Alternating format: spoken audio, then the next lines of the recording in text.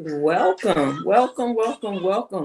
to this session today, Salvation versus Community. I'm Dr. Vonnetta L. West. I'm excited to be sharing with you today as a part of this conference. Uh, and so enthusiastic even about this session, which I've been doing for a number of years. Became very important to me as an AmeriCorps member, but I'll get uh, a little bit more into that in just a moment. But this is Salvation versus Community, how to serve with conscious compassion. How to serve with conscious compassion. It's very important right now. You know, we have an emergence of nonprofit work, uh, things happening with education, different things that are issues in our communities, our local communities, our state communities, our national communities, and international, that we need to know how to serve each other from a positive, constructive space. So we'll get a bit more into that today.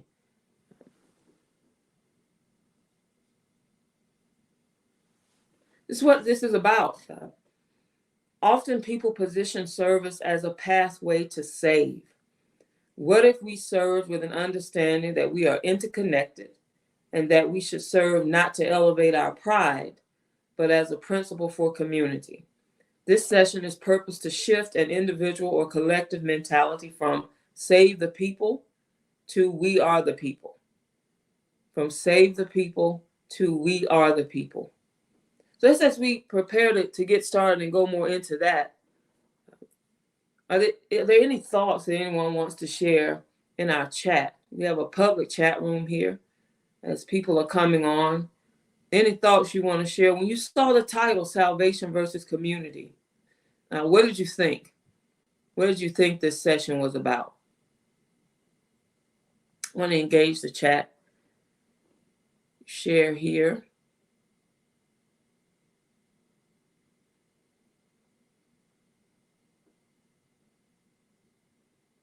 What did you think? Anybody want to share your thoughts?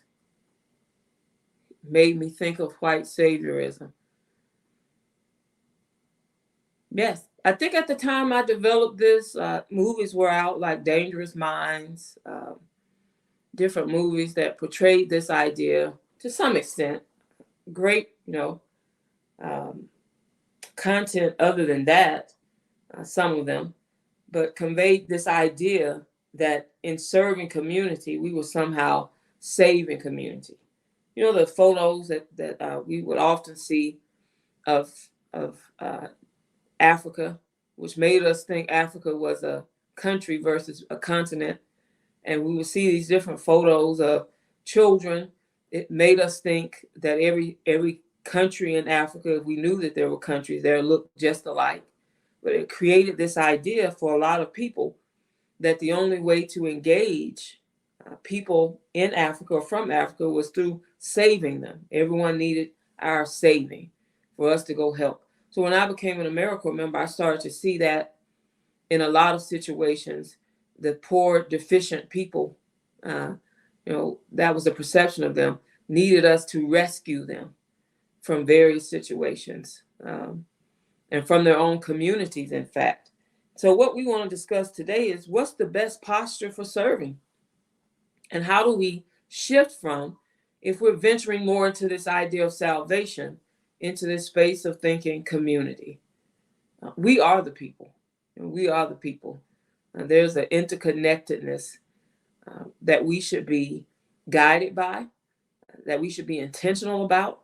And we have to, anybody who we want to be as human beings, whether that's educators, leaders, other types of leaders in communities, whether that's people coming in from the nonprofit sector, if we're not thinking we are the people, this is a part of the whole. And how do I engage in a way that reflects that we're interconnected, that I'm not seeing this group as people with deficits, but as moments where we have opportunities to demonstrate our capacity to care for and engage each other. That's possible.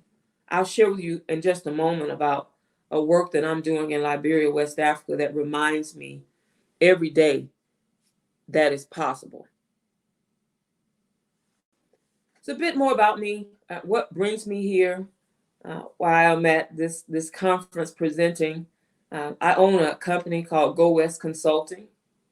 We facilitate experiences and produce content, social media, podcasts, website content, training, and speech content, purpose to connect, transform, and engage people for good. We do trainings on eradicating racism, the bias challenge, leadership that grows. This session, the language of the beloved community, your justice footprint, and other sessions. I host a podcast. I'm a pastor of a non-traditional church called Our Neighbor's House. I'm the senior nonviolence instructor for the King Center here in Atlanta, where I live, the Martin Luther King Jr. Center for Nonviolent Social Change. I'm also a leader with the National Center for Civil and Human Rights, Interfaith Response to White Supremacy. That's a group of faith leaders in Metro Atlanta who are working to address white supremacy, particularly in faith groups. I'm an educator who helped found a computer and professionalism school in Liberia. I lived there for 2 years, and now we're building another school there, an educational center that will have vocational classes, leadership classes, citizenship classes, a junior high academy, and a senior high academy.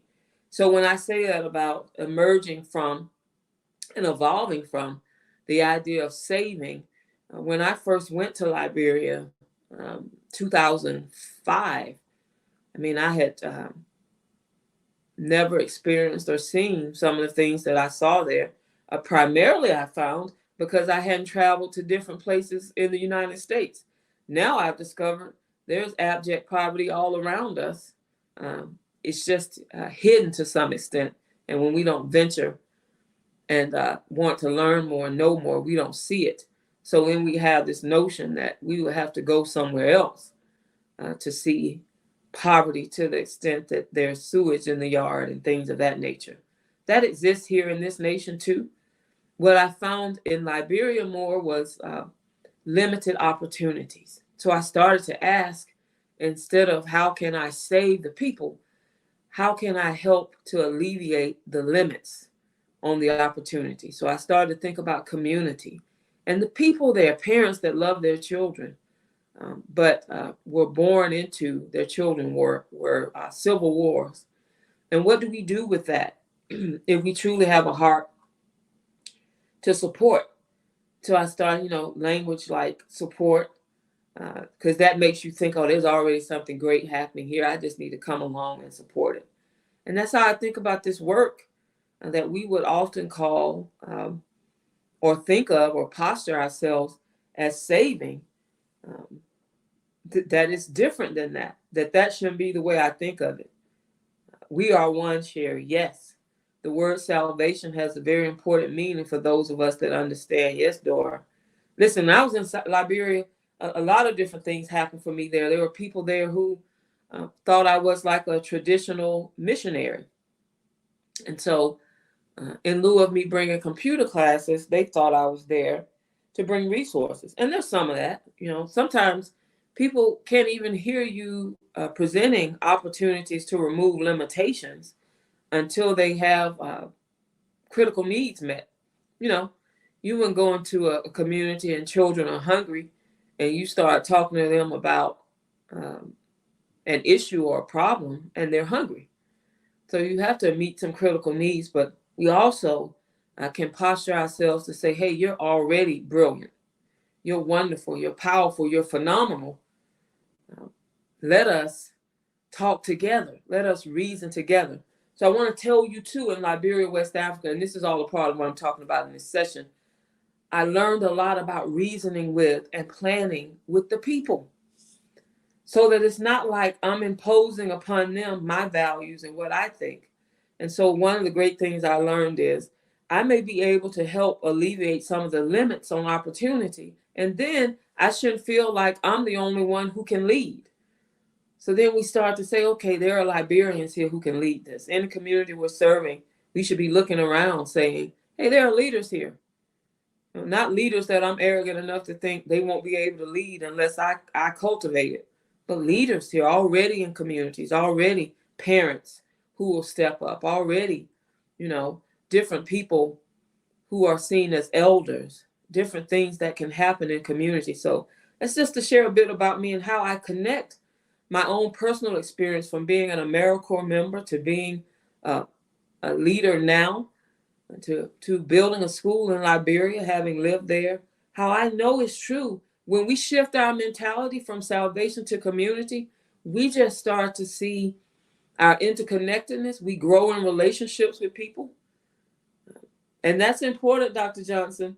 Building sustainable leadership, not creating dependence on us. And I also read that as not creating dependence on the United States. That's very important to me. That in the things that I do in other nations, that if there's any way that I can aid or support people in not creating dependence on another nation, that's some of the work that we have to start to do. When we start to think, hey, let's build community, let's create community, that moves us so far outside of, I have to go save people. So this is the thing, one of the things we should ask ourselves right now. Who am I to think that I can save people? It's a hard question. We may get to some hard answers if we ask ourselves personally, who am I to think that I can save people? And if I have any mentality that I need to be like a superhero, Superman, or Superwoman going into communities to save them, where did that come from? And who do I think of as less than, that I think they don't have the capacity within their community, within themselves, to emerge as leaders and discover solutions for different things happening within community? And maybe I'm supposed to be someone, if even this, who comes in to help people arrive at some solutions that they themselves can take the leadership on. Here are our objectives: to explore the difference between working to save and committing to create community. I had great teachers. Let me tell you, I can't emphasize that enough. When I hear people talking about teachers that they had that they felt weren't great, I tell them that's not my experience. I know the power of great teachers who made me see something in myself, who didn't try to fix me, who didn't try to save me, who caused me to say, hey, Vonnetta, you're great at that. You need to step up and do that. Who saw gifts in me and helped me work to cultivate them, who helped me emerge as a writer and a speaker, who put me in competitions, journalism competitions, who said there's something great in you. Let's pull that out. Who didn't make me dependent on them, who made me see ways, who caused me to see ways that I could learn independently, who helped me create structure for learning and growing. I had phenomenal teachers. I don't know, sometimes I just say their names. I think about Vivian LaPred, and I think about Irma Williams, and I think about J.C. Johnson, and how they didn't try to save me. They helped me create community, and they helped me understand even who I was and what I had capacity to do. That's an objective: to explore the difference between working to save and committing to create community, to increase understanding of how to serve and give as a part of a culture of honor and not as a demonstration of pride or pity.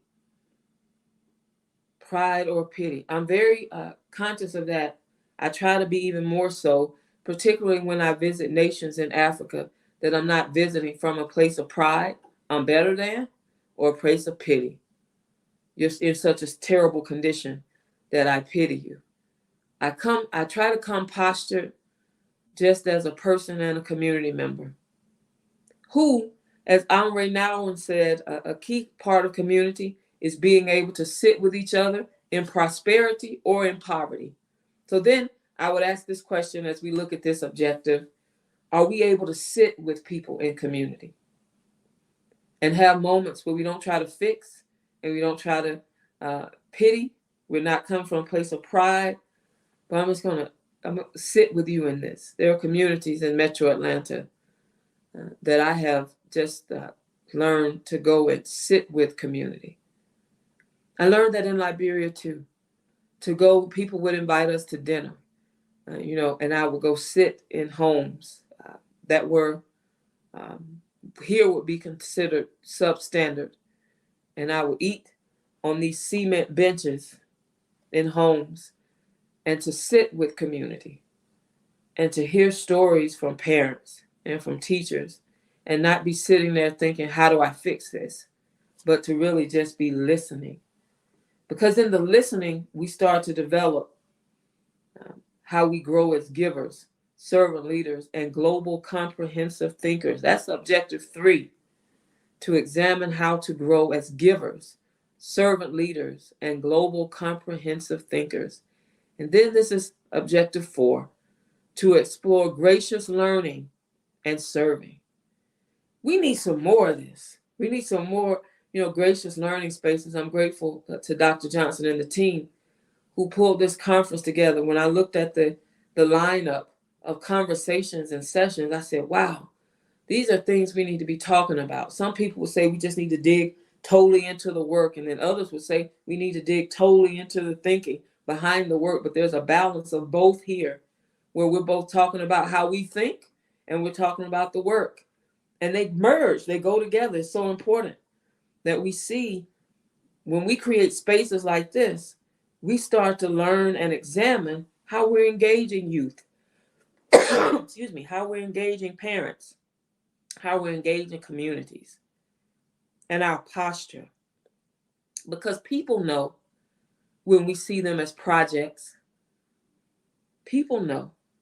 So I want you to ask real quick, ask yourself, are there people in the communities that you serve in who may know that you see them as projects? Think for a moment. If you view people as projects, you know what that means? When you're going in and you're thinking, I got to work on this person. He needs work. Whenever I hear somebody say a human being needs work, I say, oh my goodness. Because that means I'm thinking of them, or someone's thinking of them as a project. Somebody who needs fixing.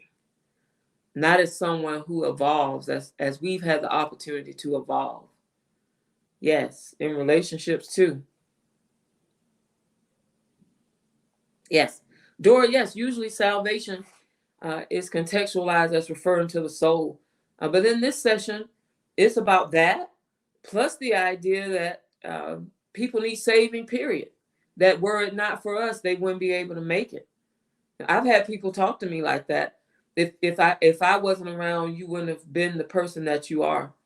And I don't have that belief. I believe, especially now in life, that if something was divinely intended for me, even if certain people didn't come along, divinity would have ensured that what needed to happen for me happened.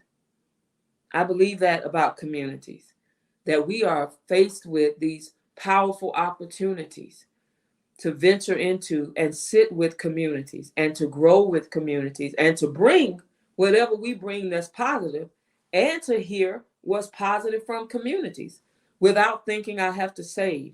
And so then we become a part of community and we're not separate. And when we reimagine public safety, that's when I think about one of the things that need to shift. When we reimagine education too, I think that's something that we could start to shift, where we're more into the space of, I see myself as a part of this community. And when we start to say we're a part of community, then it's a mutual growth that's happening. That's more difficult as different levels of education emerge, and then people are thinking, I have this degree and I have this, and we may encounter parents who don't have college diplomas, who might not have graduated from high school. And when we encounter those parents, are we thinking they're projects? I somehow have to fix this parent because they don't know what I know. What level of arrogance do we bring into situations? I wonder that about my initial encounters in Liberia. And so I work to be sure that's not happening now. Many educators enter the profession believing their presence will save children from their circumstances, rather than empowering students and families through community that allows us all to overcome our circumstances. Absolutely, Dr. Johnson. We all have some circumstances. You know what I learned from children at the school that I served at as an AmeriCorps member, I learned powerful lessons from them. I learned a lot from the parents too. We read this story as we prepared called The Story of Anna. And it was about this assumption that educators made that this mother named Anna, who couldn't show up for parent-teacher conferences and PTA meetings, they assumed that she didn't care about her children. And what they discovered in that school community is that she cared. She didn't meet their standards of how parents should engage because she was working a few jobs to feed her children. But no one asked questions initially.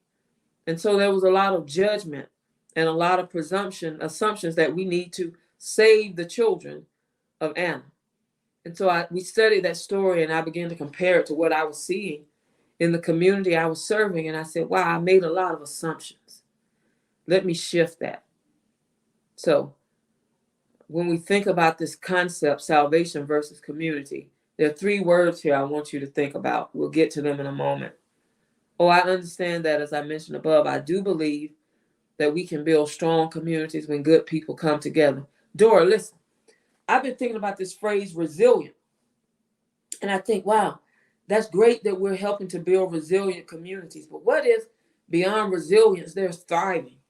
Because resilience means there's something communities are always having to struggle against. So they have to be resilient in facing hardships. But what if we remove the hardships? That's the space that I imagine. And that helps me think about creating community. Because what if we get to the place where our pride is removed and we no longer have to have people that we go in and save? Because for a lot of people that I've worked with in the nonprofit sector, that's something they have to have. They have to have somebody that they feel like they can go in and save. But what if we're in the business of meeting critical needs, but also finding out why those needs exist and coming alongside people in communities and addressing the reasons why those needs exist? And then we start to say, okay, I want to work myself out of a job. I always think if the goal of nonprofits was to work ourselves out of a job, that would just be something amazing to see.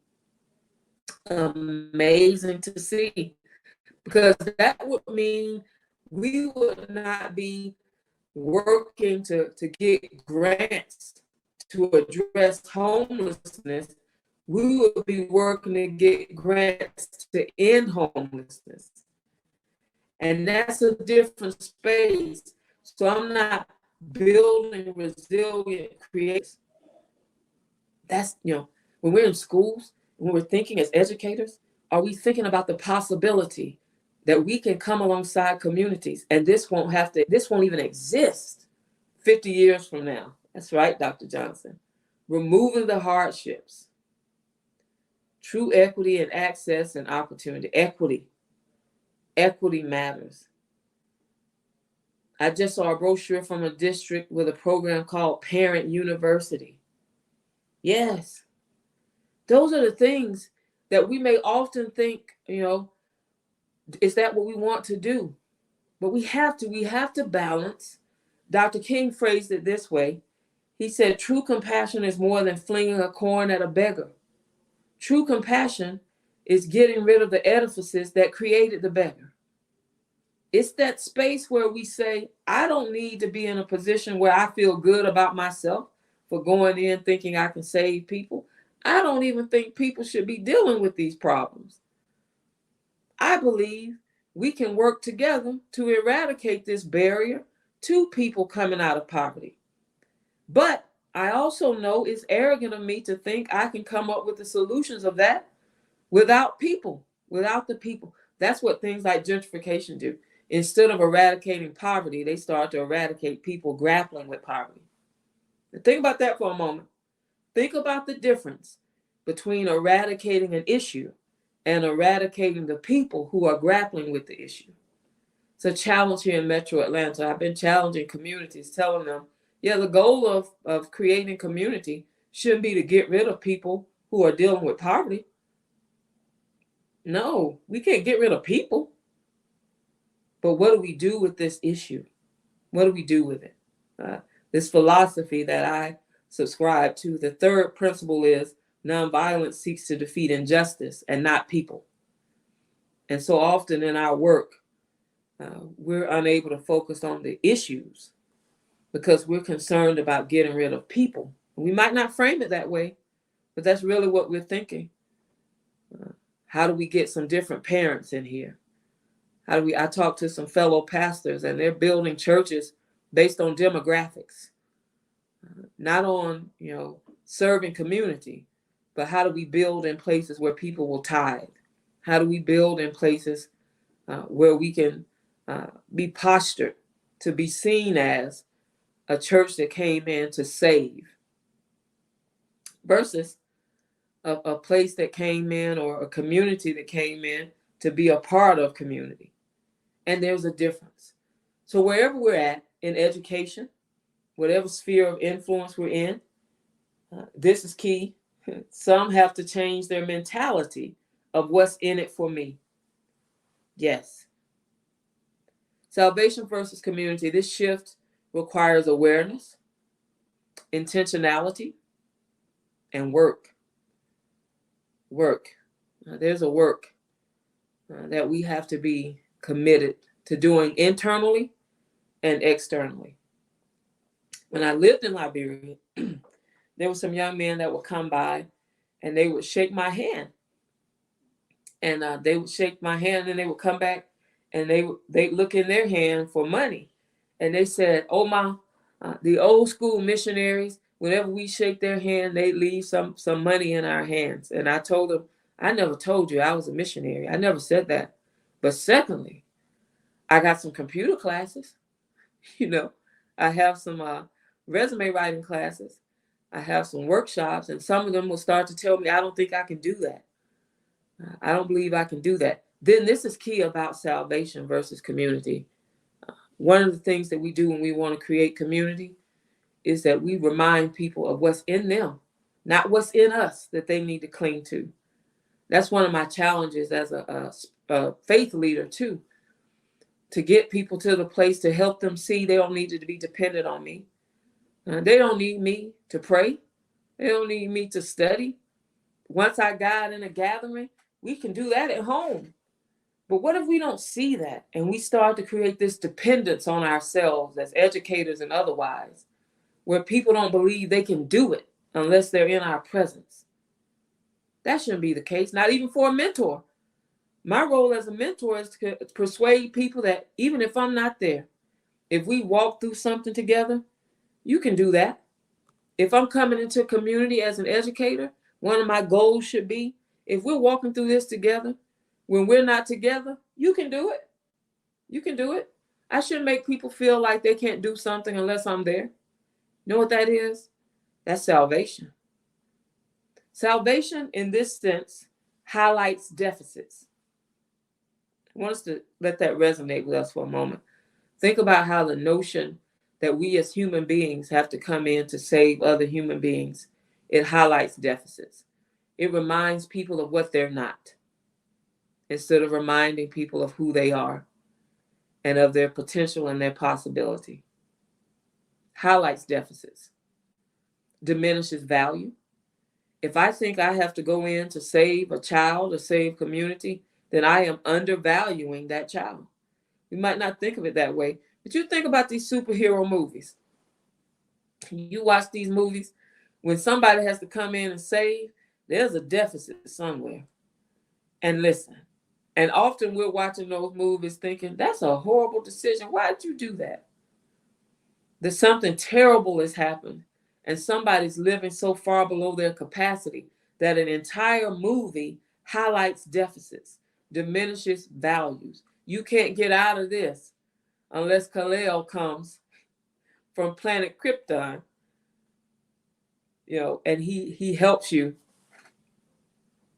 deal with this situation. You have to be saved. And there's nothing in you that can emerge that helps you navigate this situation. And what if it's that we're supposed to come alongside and remind each other of who we are? How often do we go into situations as leaders and educators thinking I'm going to remind people of who they are even, and there are no reminders that I need? no growing that I need to do. I learned years ago that it's always great to posture ourselves to be both teachers and students, always learning, always growing. Salvation edifies the one serving, builds them up, makes them look better, points to their great factors and their characteristics. It's what salvation does. You highlight somebody continually for what they've done, then you start to hold them up, and there's an idol status that's developed. Those great teachers that I mentioned to you, man, I remember them, but the main thing I remember is who they reminded me that I was, and I am.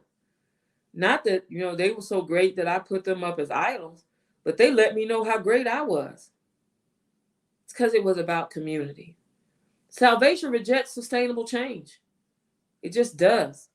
Because people who are focused on saving, they don't want sustainable change, because then they wouldn't be the saviors. Think about how real and true this is. Just think for a moment how you've seen where the goal isn't sustainable change. It's just moments where certain people can get recognition. It's what salvation does. It creates moments of recognition for key people. Not sustainable change. Because for sustainable change, community has to be engaged. There's not one savior that's coming in to fix something, or a group of saviors, or a savior organization. Community is engaged. There's some great work going on regarding education and public safety. That's community engagement. It's key. In Newark right now, there's a street team. It's community members who are ensuring sustainable change in Newark, New Jersey. There's no salvation mentality. Matter of fact, I can't even list out for you the names of all the people on that street team. This is what I know. They've asked a group of people in community to be a part of creating sustainable change. A community street team. That happens in schools too. I've seen it. Where we're reimagining, and people are saying, I didn't come here to fix you, children. I need some fixing myself. That's the arrogance of salvation. The idea that I can fix people, being imperfect and incomplete in my evolution myself. Interesting. This makes me think of my church, who sends doctors to different parts of Africa. When they show the films, I've never seen them talk about how great the people they are helping are, or anything positive about them, other than showing how appreciative the patients are. Yes. Oh, I'm telling you what I know to be, as my friends say in Liberia, for true. I'm telling you what I know to be for true. I don't do any workshops that I don't know this to be for true. A salvation mentality. That's all you'll see in the videos, Dave.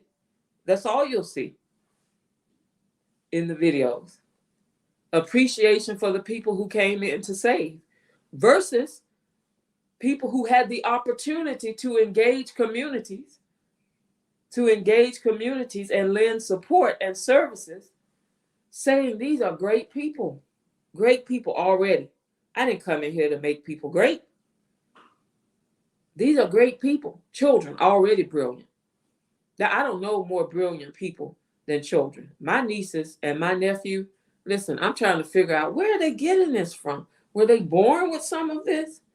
They have these different little personalities, that when I hear them talk, I think, wow, they're distinctly different. My nephew is autistic. Brilliant, though. Brilliant. I meet children who we may think they're at a deficit, but he's not. I never look at him and think he's at a deficit. I think he is who he is. And is there something in me that can help him see how great he is and the opportunities before him? If we don't think about community that way, then we do get these videos that are cheerleading videos for the people who came in to save, and they don't edify and lift up the people in community. Already brilliant, already great. may have had some conditions to come along. Some conditions they may have been a part of cultivating.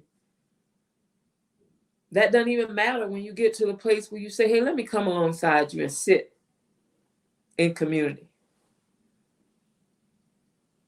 Lauren Smith, I run a mentor program for a school district of 10,000. I match community-based mentors with students for long-term relationships.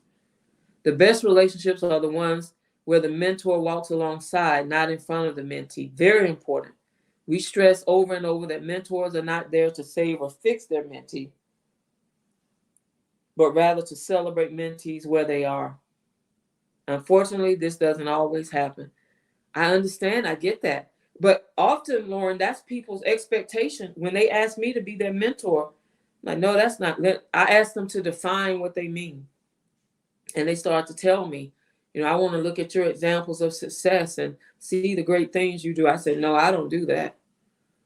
And they'll ask, what do you mean? And I'll say, no, I want to celebrate you. And if there's anything in me that can help edify and pull more of the greatness out of you, I want to do that. And we'll walk together, and it'll get to a place where you'll ask me something and ask me, what do I think? And I'll say, what do you think? Because you have that in you. And I may have to guide in that conversation. But that great mentoring is when somebody says, man, there's some great stuff in you. Man, I'm grateful to be a part of seeing it emerge and come out. Grateful to be a part of seeing you walk into everything that you're destined to be. It's what we should be telling children. It's my honor and privilege to engage you and to be a part of your community. You're powerful. You're wonderful. You're great. Listen, you're a leader. You got great stuff in you.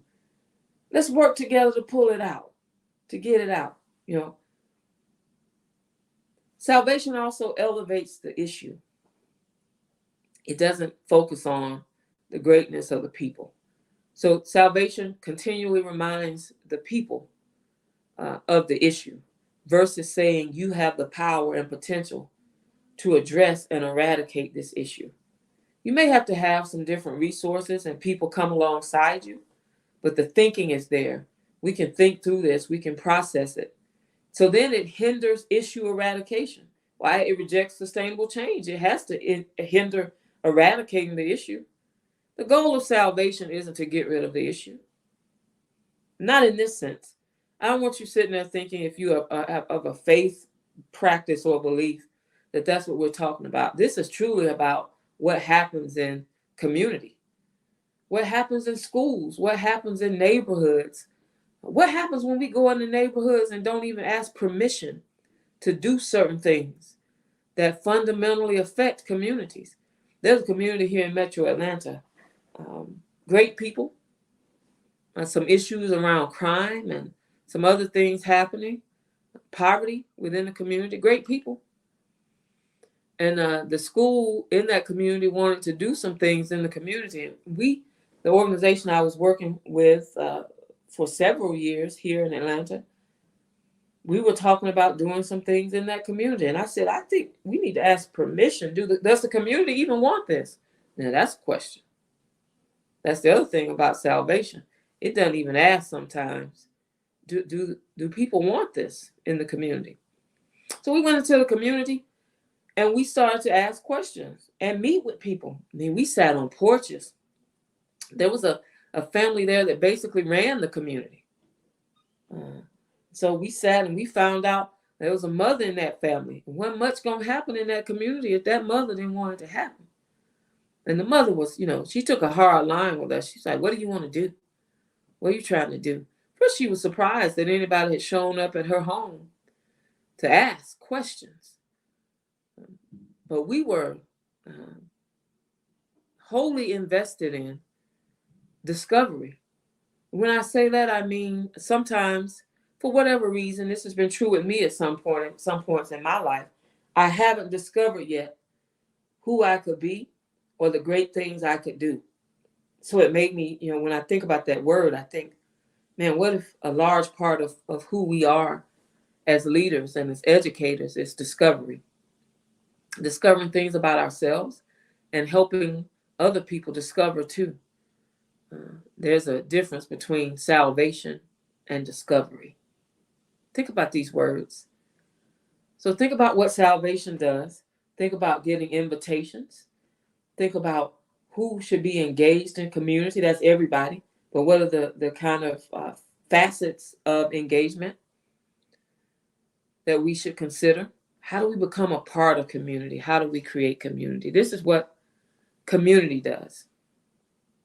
Community highlights opportunities. Opportunity is my word of the month. Does anybody else do words of the month to help them in their work or their vocation? What's important to them to do? Opportunity. In every session I've had in the month of July, I've raised that word and that concept and that idea that it's not an obstacle, it's an opportunity. Community highlights opportunities, who we can be together, what we can do together, who we are to each other. Think about the language shift. I promise you, if your language has been more on the side of salvation, or if you know anybody whose language has been more on that side, these shifts matter. Highlights opportunities, bolsters value. It doesn't diminish value. It bolsters value.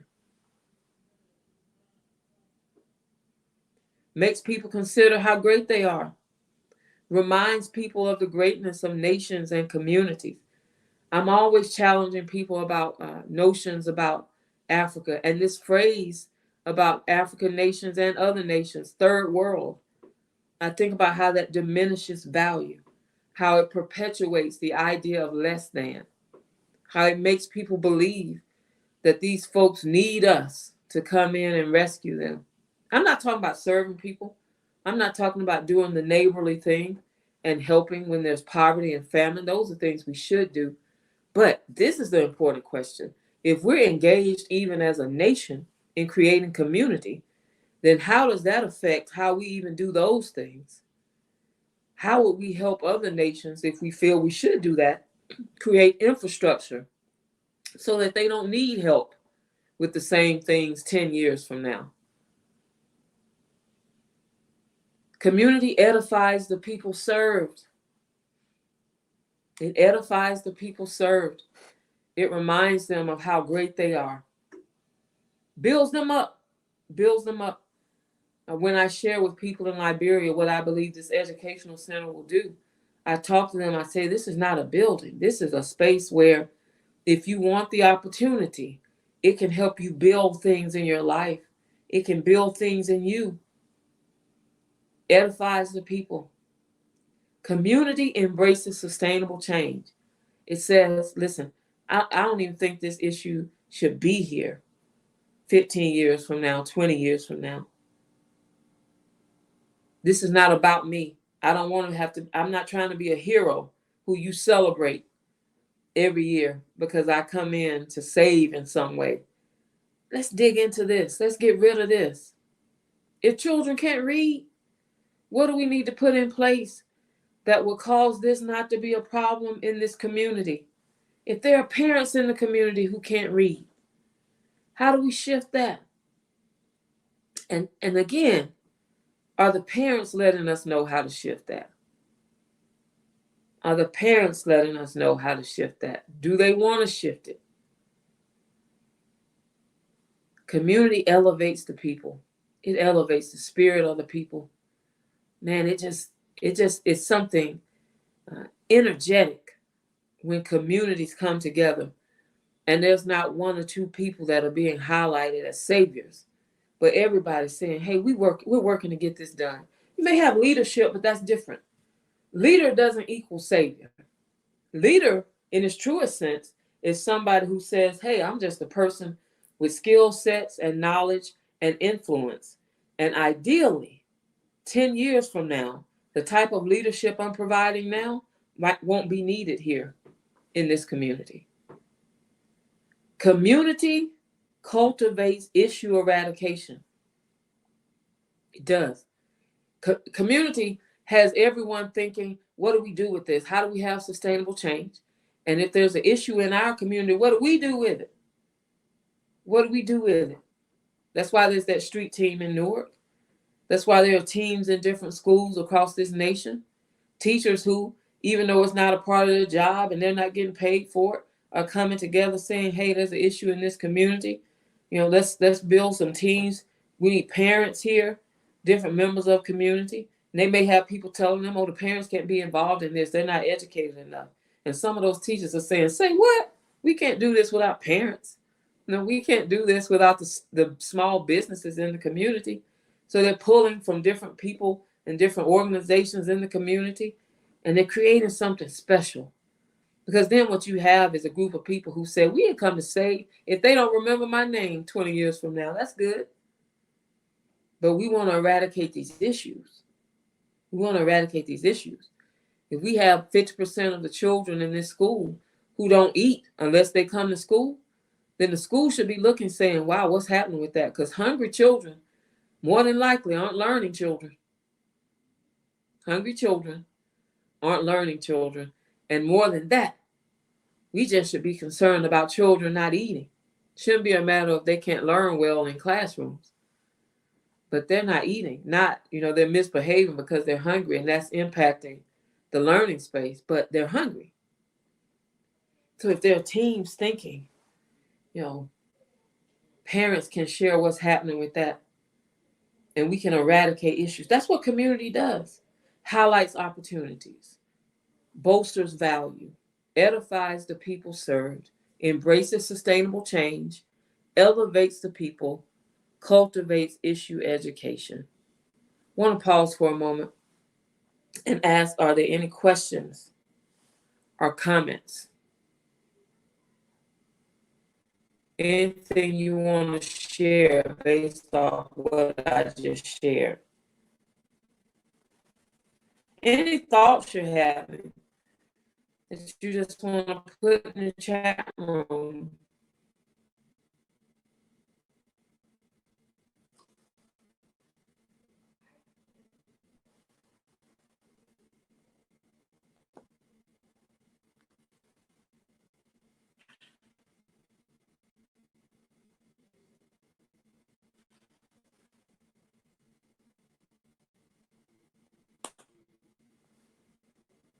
You're welcome to share as we go along.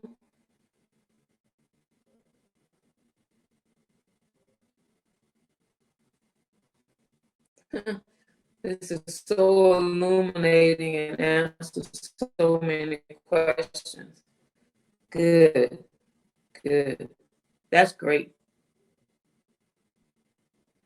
How can I obtain this to share with others?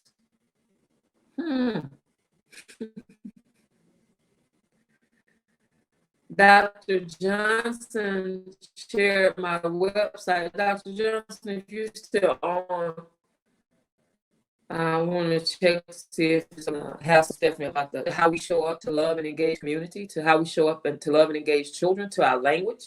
And that's why I keep talking about it. I've been doing this session for 21 years. 21. Which means I've refined it, and I've continued to develop different ways to share it. Preservation or deliverance from harm, ruin, or loss. Yes.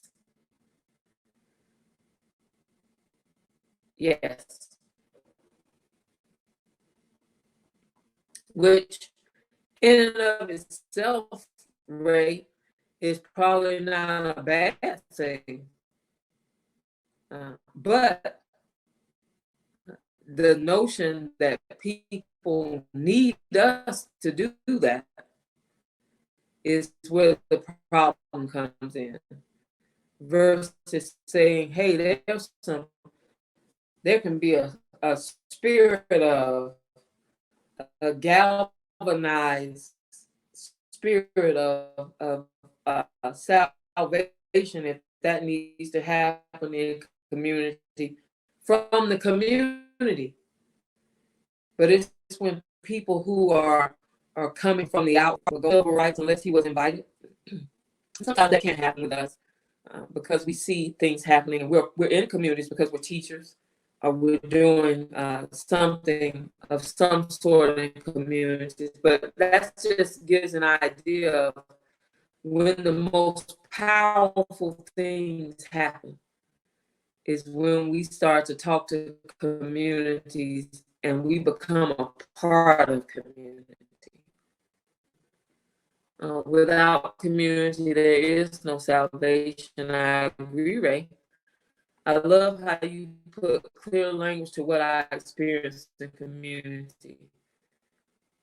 Ms. Vonnetta, it's true that it's so energizing and it's valuable to call out the power and strength people bring to the table and how parents are critical stakeholders. Listen, I mean, there's such a devaluing of parents in a lot of schools I go to, because parents in some of our communities, people will say they don't dress right, you know, how are they even parents? To add to others up and providing the means for them to save themselves. Absolutely. Absolutely. We have to do that. Yeah, this is salvation versus community from the perspective of when I'm looking in, saying I have to go in and save the people. But when it comes from it's a groundswell within the community, and the community starts to say, hey, we can do this. There's nothing better for me in life than hearing one of my nieces say, I can do that. Because they felt like they couldn't. And I started to say, oh, you can do that. You're great at that. It starts to resonate with them. So now they do it with me. I said to two of my nieces, Hannah and Lily, I said, I don't know if I can do that. And they came and sat on my lap. They were like 5 and 4. Modeling behavior. You can do it. You do a lot of things well. I said, I don't know. What do I do well? These are children. They said, you're blinking that I do well to encourage me, cultivate that, and collectively concerning community. What I'm doing with this school in Liberia, I want to persuade people in Liberia, you can do that. 10 years from now, I hope that Liberians are building schools,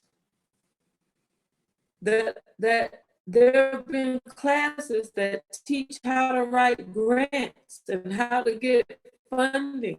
And they're saying, we can do that. We can go into the interior and build this type of school. We can do this. We saw these classes here. We can take these classes all around Liberia. This is really awesome and made me think about what's going on in my community. I want to share on video to other community members later. Other things here. We search, we welcome. Is our posture welcome by fast? I thank you so much. Listening. Are we really listening? Are we listening? Hearing people, seeing. Are we seeing community? When I say seeing, I mean we engage community and we become a part. Oh, we starting to learn more and discover more. I don't mean dissecting, because that's a part of being project. You know, sometimes people say they went in to dissect community. You wouldn't be dissecting me, cut me apart, trying to figure out how I can fit your narrative and do what you want. See your color, as brown as I am. See me.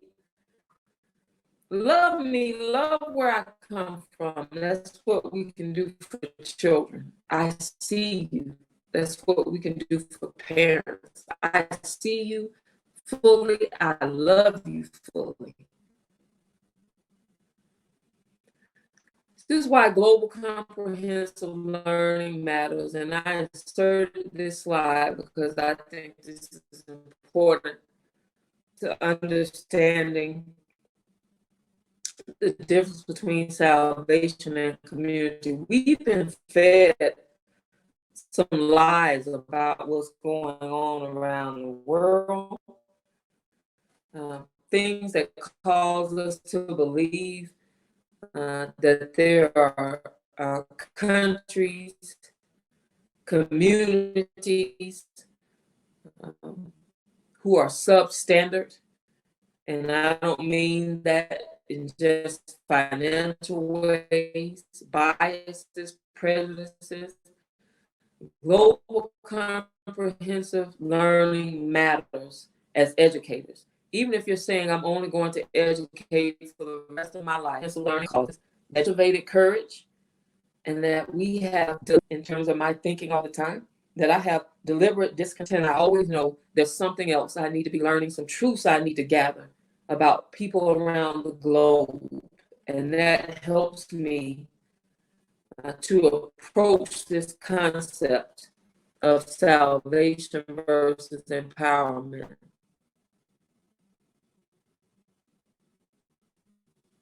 Gracious learning, we need it. Gracious learning means we enter into learning from a posture of there are things that I don't know. There are things that I know now that I didn't always know. Gracious learning, even in a classroom, when we think about the difference between salvation versus community, there's mutual growth. There's mutual growth. Have we gotten to a place where, as educators, we don't believe students in the classes we lead can teach us something? If we have, that's a danger. Are we still refreshed, still tapping into that students are, how brilliant children are? And I'm energized, processing, looking at, 10 years ago, this was happening, but now this community has grown to this. I'm grateful to have been a part of that and to be growing too. That's the language. I received so much from being in this community. I'm refreshed because you've allowed me to be a part of you.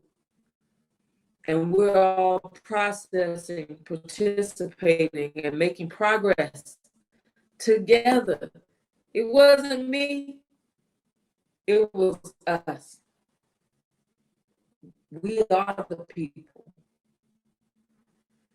We are the people. Then we have a few moments left. If there are any questions I can answer for you, or try to, I can respond to, rather, I'm learning. The importance of knowing the difference between responding and answering.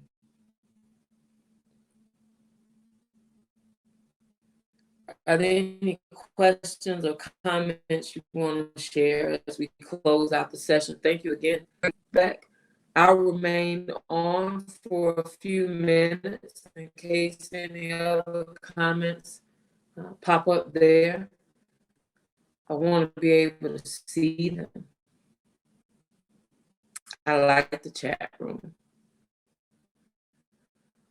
But thank you for joining this session.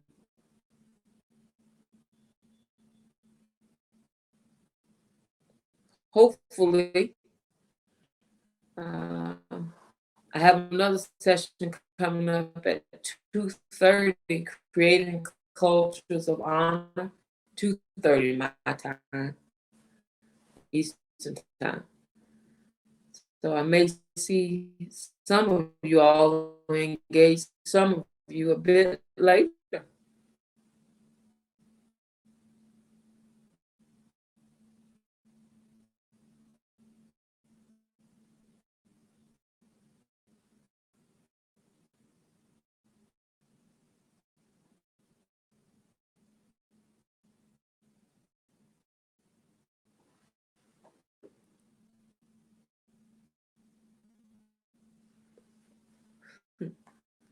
I see some Dr. West. I can't wait for creating cultures of rest of your day.